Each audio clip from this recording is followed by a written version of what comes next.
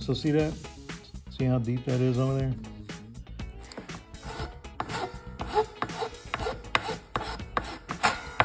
I'm trying to keep the angle of this here, which is 10 degrees on the file.